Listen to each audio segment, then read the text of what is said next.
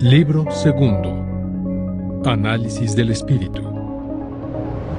Nota informativa.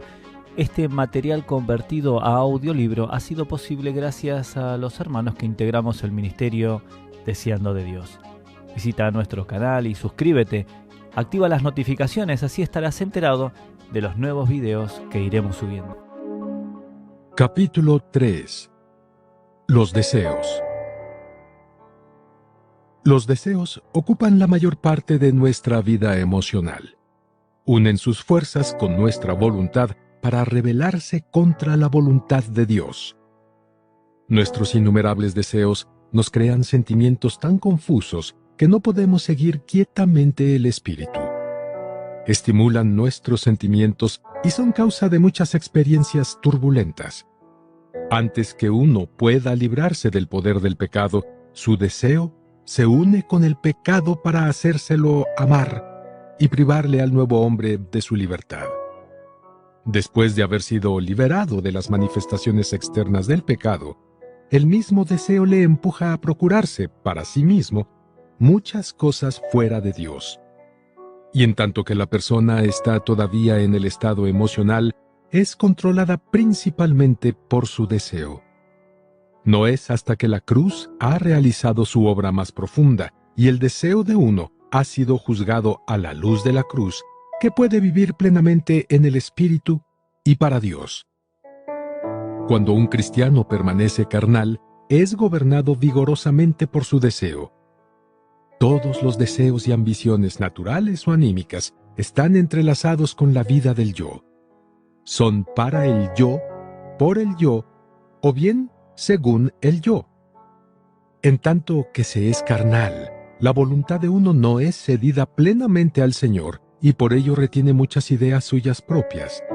Su deseo, entonces, opera junto con sus ideas para hacer que se deleite en lo que quiere poseer y espera conseguir que sus propias ideas se realicen.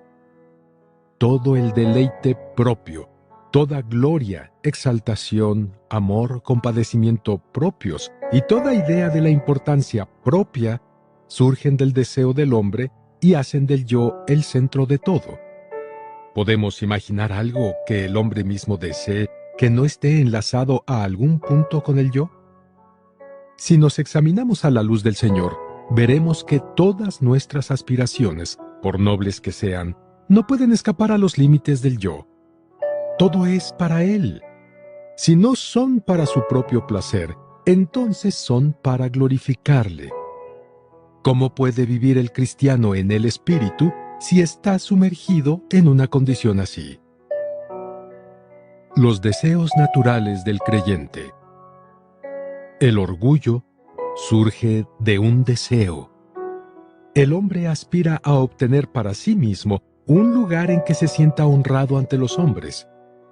Toda secreta jactancia sobre la posición de uno, su familia, salud, temperamento, capacidad, destreza, buen parecer y poder, procede del deseo natural del hombre. El insistir en la forma diferente en que uno vive, viste o come, y el sentirse satisfecho en estas diferencias, es también la obra de la emoción. Incluso el aprecio de un don que uno recibe de Dios como superior al de otros, es inspirado por el deseo natural también. ¿Hasta qué punto el creyente emocional llega a desplegarse y exhibirse a sí mismo? Ama ser visto por los otros y ver él también. No puede mantenerse dentro de las restricciones de Dios. Ha de tratar por todos los medios de ponerse en primer lugar, al frente.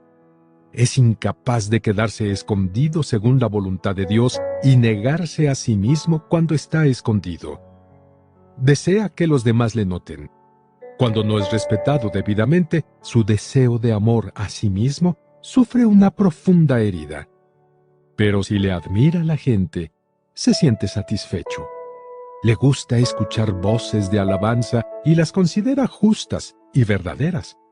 Intenta también elevarse a sí mismo en su obra, sea en la predicación o al escribir, porque su motivo secreto, su yo, le empuja y hostiga. En una palabra, Este no ha muerto todavía al deseo de vanagloria. Todavía está buscando lo que desea y lo que le hinche. Una inclinación natural así hace al creyente ambicioso.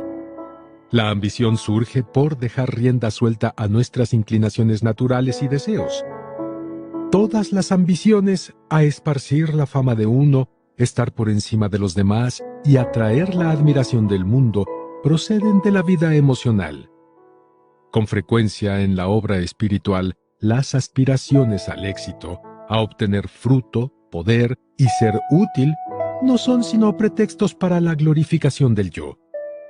La búsqueda de crecimiento, profundidad y experiencia más nobles son a menudo una búsqueda de placer personal y admiración por parte de los demás. Si seguimos el curso de nuestra vida y obra hacia atrás, a su fuente, podemos quedar sorprendidos al descubrir que nuestros deseos son el resorte que impulsa muchas de nuestras empresas. ¿Hasta qué punto vivimos y trabajamos para nosotros mismos? Por buenos, dignos de alabanza y efectivos que sean el modo de vida y la labor de uno, o lo parezcan, si están motivados por la ambición, son juzgados por Dios, a pesar de todo, como madera, heno y hojarasca. Una conducta y unos esfuerzos así no poseen valor espiritual. Dios considera la ambición de un creyente de poseer fama espiritual igual de corrupta que el deseo de pecar. Si uno anda en conformidad con la propensión natural, va a considerarse bien a sí mismo en todo lo que hace. Pero a Dios le desagrada en gran manera este yo. Este deseo natural es activo igualmente en otros aspectos del andar de un creyente. Su vida anímica suspira por la conversación e intercambio con el mundo. Le impulsa a ver lo que no debería ver y a leer lo que no debería leer. Es posible que no haga estas cosas de modo habitual. Con todo, debido a un fuerte impulso interior, algunas veces hace aquello que no debería hacer. El deseo anímico puede ser descubierto también en la actitud de una persona. Su carácter de anímico puede observarse en sus gestos y actos. Por ejemplo, en la forma en que anda. Indudablemente se discierne muy fácilmente en sus palabras y hechos. Ahora bien, indudablemente, estas son cosas pequeñas, pero todo el que fielmente anda según el Espíritu se da cuenta de lo imposible que sería para él andar de esta manera, aunque fuera impulsado a hacerlo por su deseo anímico. El cristiano necesita recordar que en los asuntos espirituales no hay nada demasiado pequeño para impedir su progreso. Cuanto más espiritual es una persona, más realmente se da cuenta de que está unida con Dios y que está en reposo. Pero cuando uno es impulsado por su vida natural, se vuelve muy pretencioso. Lleva consigo un espíritu temerario y le gusta hacer cosas atrevidas con miras a satisfacerse a sí mismo y causar impresión en los demás. Hace ver que es maduro y sensato, cuando en realidad es inmaduro en muchas de sus empresas. Puede lamentar su pretensión más adelante, pero, de momento, se considera muy importante. Todo el que da curso a estos deseos no puede evitar el deslizarse del camino recto. El amor al placer también es una manifestación prominente del creyente emocional. Nuestra emoción no puede permanecer viviendo totalmente para Dios, va a rebelarse contra una entrega así. Cuando una persona acepta las exigencias de la cruz para que consigne su emoción anímica a la muerte, para que pueda vivir completamente para el Señor, va a descubrir en la experiencia que esta emoción suplica y maniobra para retener alguna base de actividad. Por esta misma razón, numerosos cristianos son impotentes para andar totalmente según el Señor. ¿Cuántos cristianos, por ejemplo, son capaces de ocuparse en la campaña de oración durante un día entero, sin reservar ningún periodo para el descanso o para un refrigerio de su emoción? Nos es difícil vivir en el Espíritu durante todo un día, siempre ponemos a un lado para nosotros mismos algún rato para conversar con las personas a fin de dar solaz a nuestra emoción. Solo cuando somos encerrados por Dios y no vemos a persona alguna, ni aun el cielo, sino que vivimos en el Espíritu y le servimos delante del trono, empezamos a apreciar lo mucho que la emoción exige de nosotros, lo imperfectamente que hemos muerto para ella y hasta qué punto vivimos todavía en ella. El deseo de la prisa es otro síntoma del cristiano emocional.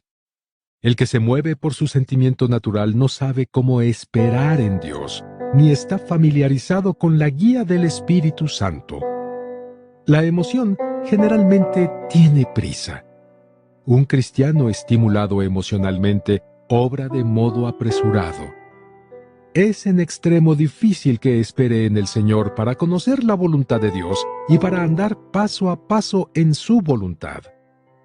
En realidad, los creyentes son incapaces de seguir el Espíritu a menos que su emoción haya sido cedida verdaderamente a la cruz.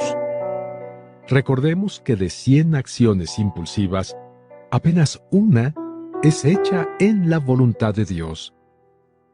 Juzgando por el tiempo que necesitamos para orar, prepararnos, esperar y ser llenos de nuevo con el poder del Espíritu Santo, ¿podemos realmente obrar sin falta si lo hacemos de modo impulsivo? Como Dios conoce lo impetuoso de nuestra carne, con frecuencia usa a nuestros colaboradores, hermanos, familia, circunstancias y otros factores materiales para desgastarnos. Quiere que nuestra prisa muera, de modo que Él pueda trabajar por nosotros. Dios nunca ejecuta nada con prisas. Como consecuencia, Él no va a confiar su poder al que es impaciente. El que desea obrar de modo impulsivo tiene que depender de su propia fuerza. La prisa es claramente la obra de la carne. Como Dios no desea que nadie ande según la carne, el cristiano debe entregar las emociones de precipitación a la muerte. Cada vez que la emoción venga con prisas, deberíamos decirle: la emoción me viene con prisas, oh Señor, que tu cruz entre en acción aquí. Aquel que anda por el Espíritu no puede tener prisas. Dios no se agrada de lo que hacemos por nosotros mismos, pero se deleita cuando esperamos en Él, aguardando sus órdenes. Nuestras acciones deben ser ordenadas por Dios. Solamente lo que es encargado en el Espíritu es una empresa suya. Qué imposible es esto para el cristiano que sigue su propia inclinación. Incluso cuando quiere hacer la voluntad de Dios, es en extremo impaciente. No comprende que Dios no solo tiene voluntad, sino que tiene tiempo. A menudo, Él revela su mentalidad, pero nos manda que nos detengamos hasta que llegue su tiempo para hacerla. La carne no puede tolerar esta espera. Cuando el Hijo de Dios progresa espiritualmente, descubre que el tiempo del Señor es tan importante como la voluntad del Señor. No engendres precipitadamente un Ismael si no quieres que se vuelva el mayor enemigo de Isaac. Los que no quieren someterse al tiempo de Dios son incapaces de obedecer la voluntad de Dios.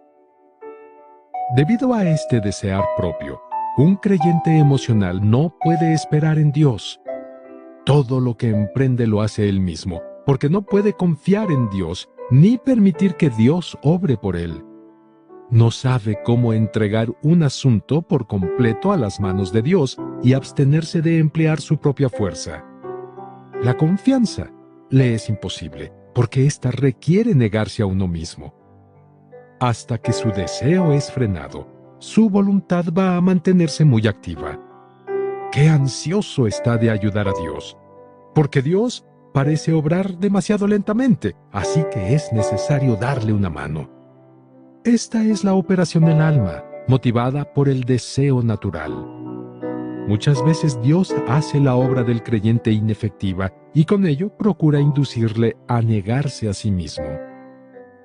La justificación propia es un síntoma común entre los creyentes emocionales. El pueblo del Señor encuentra malentendidos con frecuencia. Algunas veces Él les manda que expliquen sus situaciones, pero a menos que reciban instrucciones de Dios para hacerlo, sus explicaciones no son sino agitaciones de la vida del alma. Con mayor frecuencia, el Señor desea que su pueblo ponga todas las cosas en sus manos y no se defiendan ellos mismos. ¡Cuánto nos gusta hablar en favor nuestro!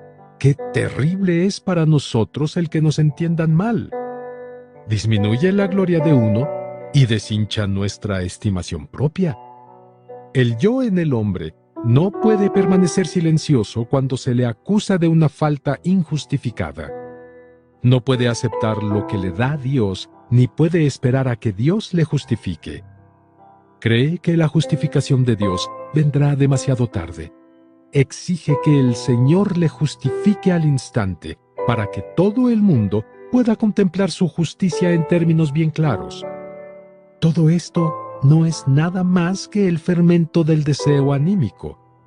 Si el creyente estuviera dispuesto a humillarse bajo la poderosa mano de Dios en el momento del malentendido, descubriría que Dios desea que use esta ocasión para equiparle para negar su yo más profundo, esto es, negarse una vez más a su deseo anímico.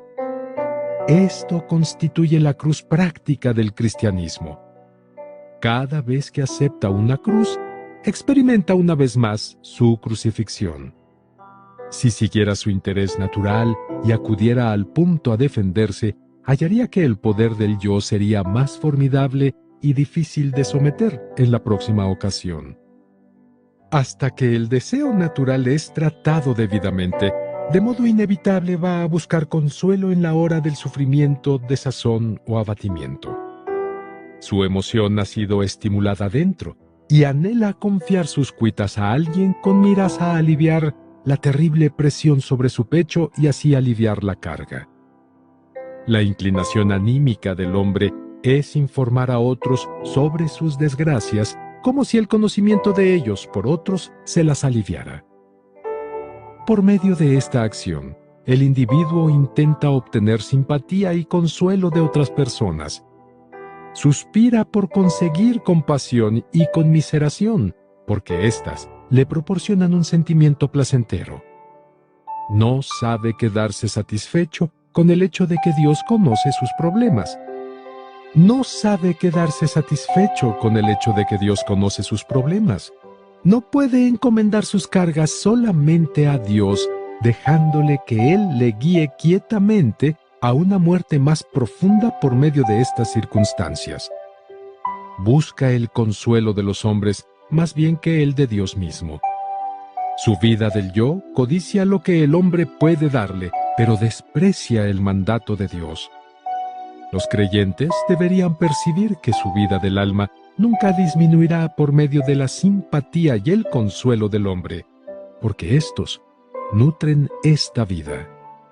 La vida del espíritu comienza con Dios y halla en Él toda su suficiencia.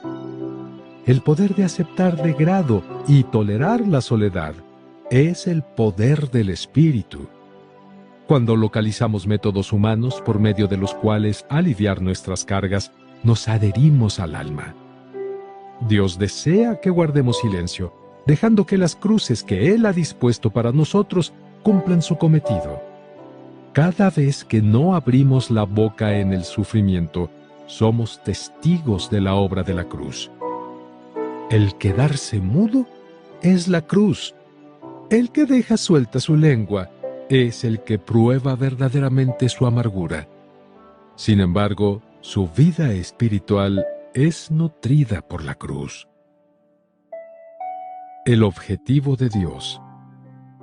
El objetivo de Dios es hacer que sus hijos residan exclusivamente en el Espíritu, estando dispuestos a ofrecer su vida del alma completamente a la muerte. Para conseguir su objetivo, Dios tendrá que tratar severamente el deseo natural de ellos. Dios quiere destruir sus inclinaciones naturales. ¿Con qué frecuencia Él no permite a su Hijo ni que posea, ni que haga cosas que en sí mismas no son malas. Pueden en realidad ser bien legítimas y buenas. Simplemente porque, al ser resultado de los impulsos emocionales, las quiere para sí mismo. Si un cristiano anda en conformidad con sus aspiraciones personales, no puede evitar el ser rebelde hacia Dios. El objetivo de nuestro Señor es destruir de modo absoluto el anhelo del creyente de todo lo que no sea Él mismo. El Señor no se interesa en la naturaleza de la cosa, solo pregunta qué es lo que le dirige a esta cosa, ¿su propio deseo o la voluntad de Dios?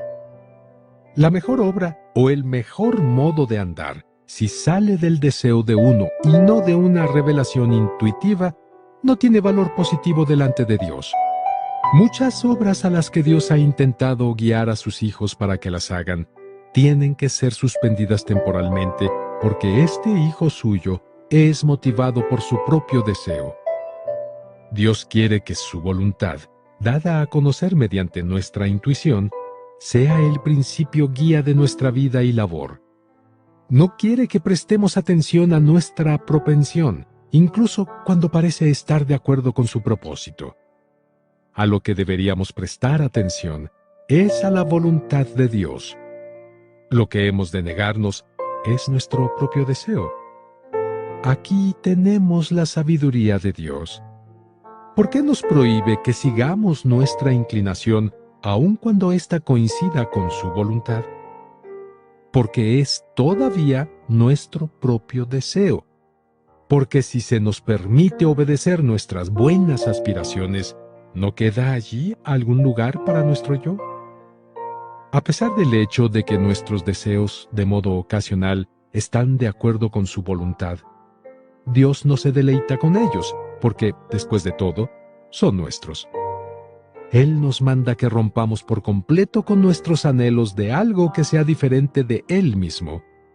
Este algo puede incluir algunos de los deseos más excelentes, pero Él no quiere dar terreno a ninguno de ellos que sea independiente. Hemos de confiar en Él en todas las cosas. Lo que no surge de la dependencia de Él, Dios lo rechaza. Paso a paso, Él nos lleva a negar nuestra vida del alma. Si alguno desea mantener un curso verdaderamente espiritual, tiene que cooperar con Dios, poniendo a muerte sus propios deseos.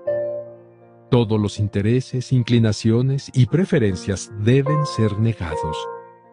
Deberíamos aceptar de buen grado las contradicciones de los hombres, su desprecio, el que no nos cuenten para nada, los malentendidos y las críticas acerbas, y permitir que estas cosas, que son tan antagónicas al deseo natural, traten nuestra vida del alma.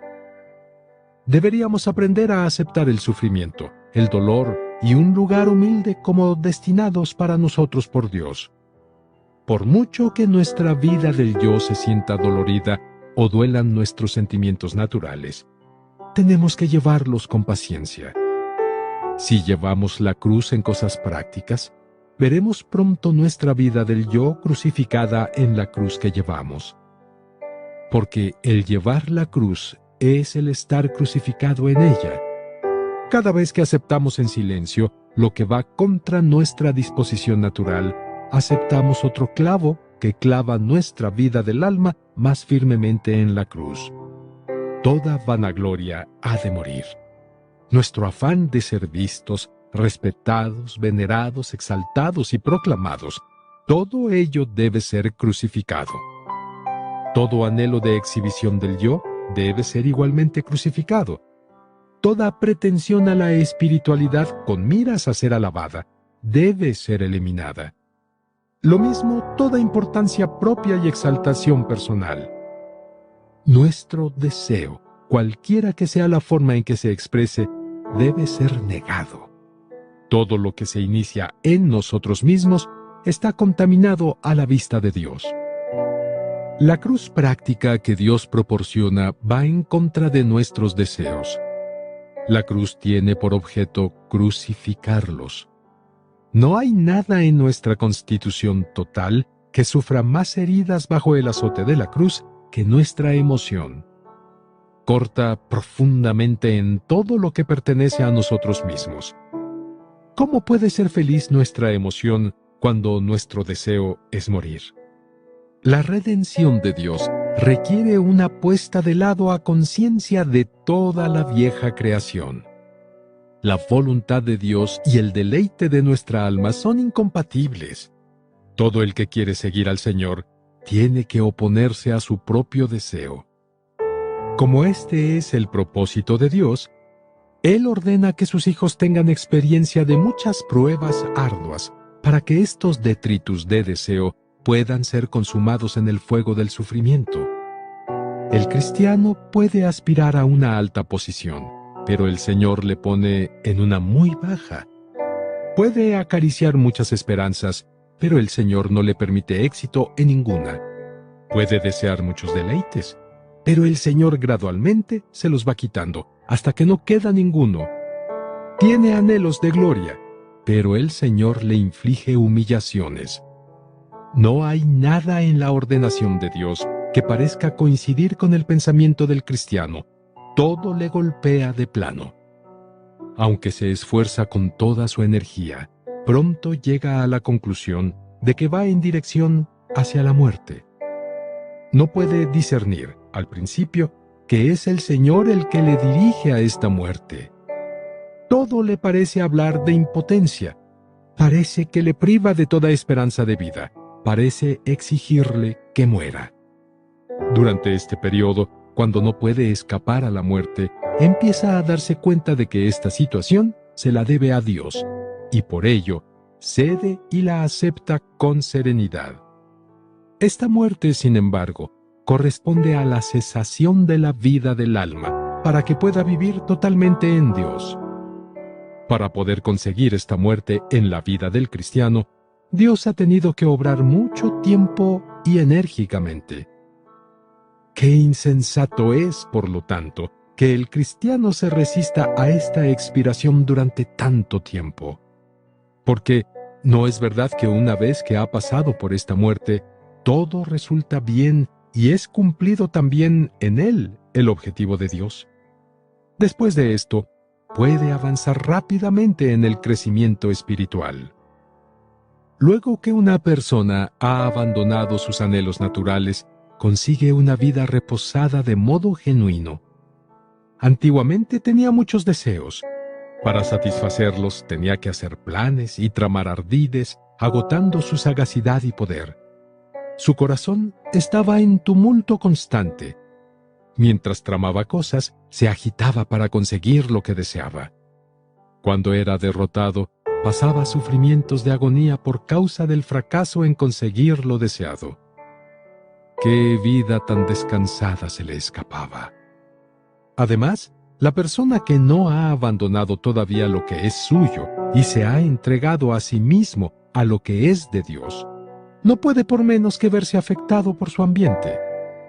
Las actitudes caprichosas de la gente, el ambiente cambiante, la soledad y muchos otros elementos en el mundo externo contribuyen a inducir melancolía o depresión. Este es un carácter común entre los santos emocionales. Pero el deseo natural también puede ser causa de ira en los tales. Cuando las cosas externas van contra su deseo o no resultan exactamente como él prefiere, cuando las cosas parecen ser injustas o no son razonables para él, queda perturbado, angustiado y airado. Estas expresiones emocionales diferentes son provocadas por causas externas. ¿Cuán fácilmente puede ser estimulada, perturbada o herida la emoción? Nuestro deseo natural, pues, busca el amor, respeto y simpatía e intimidad de los demás.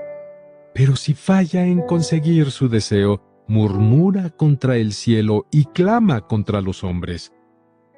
¿Hay alguien exento de esta pena y aflicción?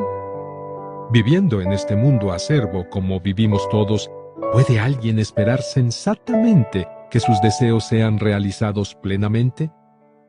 Si esto es imposible, entonces ¿cómo puede un creyente emocional tener nunca reposo en su vida? No puede. Pero este Hijo de Dios que sigue puramente al Espíritu y no busca su propio placer, queda satisfecho con lo que Dios le da y su inquietud cesa inmediatamente. El Señor Jesús habla a sus discípulos y les dice: «Tomad mi yugo sobre vosotros y aprended de mí, porque soy manso y humilde de corazón, y hallaréis descanso para vuestras almas». Mateo capítulo 11 versículo 29. El alma, aquí, alude de modo especial a la parte emocional de nuestro ser. El Señor sabe que su pueblo debe pasar por muchas pruebas, que el Padre Celestial va a preparar las cosas de modo que se vean solos y malentendidos. Como nadie le entiende a Él excepto el Padre, tampoco nadie entiende a sus discípulos. Versículo 27.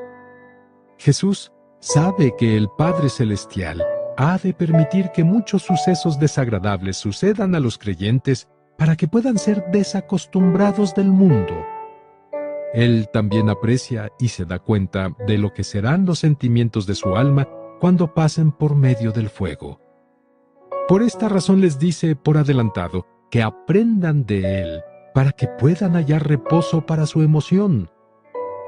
Jesús es manso. Es capaz de recibir malos tratos de los hombres. Acepta gozoso la oposición de pecadores. Jesús es, asimismo, humilde. Voluntariamente se humilla. No tiene ambición propia alguna. Los que son ambiciosos se sienten dolidos, airados e inquietos cuando no pueden conseguir aquello que desean. Pero Cristo, en todo momento, vive de modo manso y humilde sobre la tierra. Como resultado, su emoción no hierve o estalla en ninguna ocasión. Nos enseña que debemos aprender de Él, que debemos ser mansos y humildes como es Él. Dice que nosotros hemos de llevar su yugo como un freno sobre nosotros. Él lleva un yugo también, a saber, el yugo de Dios. Está satisfecho con la voluntad del Padre solamente, en tanto que el Padre lo sepa y le comprenda. ¿Por qué debe preocuparse Él de la oposición de los otros? Está dispuesto a aceptar las restricciones que proceden de Dios.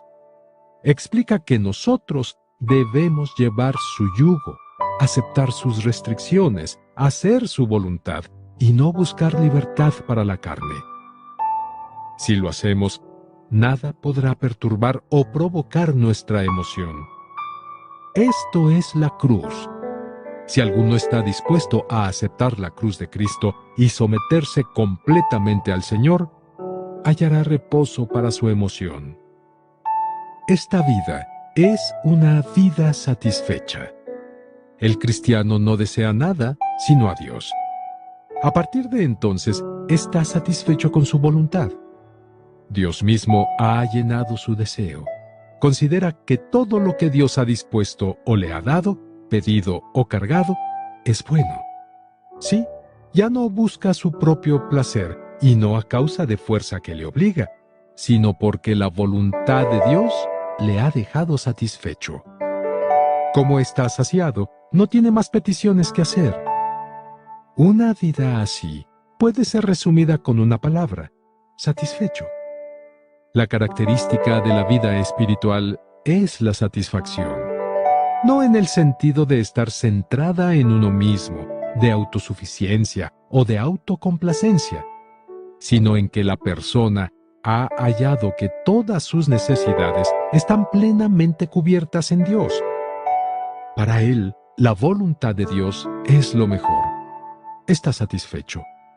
¿Qué más puede desear o pedir?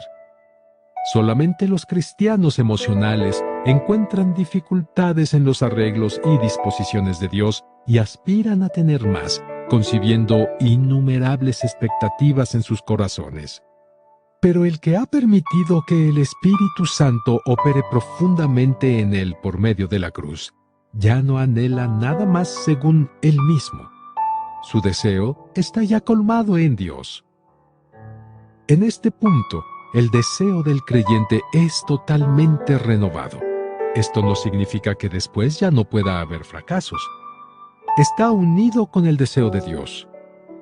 No solo ha dejado negativamente de resistir al Señor, sino que positivamente se deleita en sus regalos. No ha suprimido sus deseos, simplemente se deleita con que Dios requiere de él. Si Dios desea que sufra, le pide a Dios que le haga sufrir. Encuentra dulzura en este sufrimiento. Ama la aflicción más que la curación. Si Dios desea rebajarle, de buen grado coopera con él para ser humillado. Se deleita solo en lo que deleita a Dios. No ambiciona nada fuera de él. No espera ser elevado si Dios no lo quiere así. No resiste a Dios, sino que recibe alborozado todo lo que Él le concede, sea dulce o amargo. La cruz produce frutos. Cada crucifixión nos trae el fruto de la vida de Dios. Todo el que está dispuesto a aceptar la cruz práctica que Dios nos da, hallará para sí una vida espiritual pura. Hay diariamente para nosotros la cruz práctica que Dios quiere que llevemos. Cada cruz tiene su misión peculiar para cumplir una obra particular en nuestra vida. Que no nos dejemos perder ninguna cruz.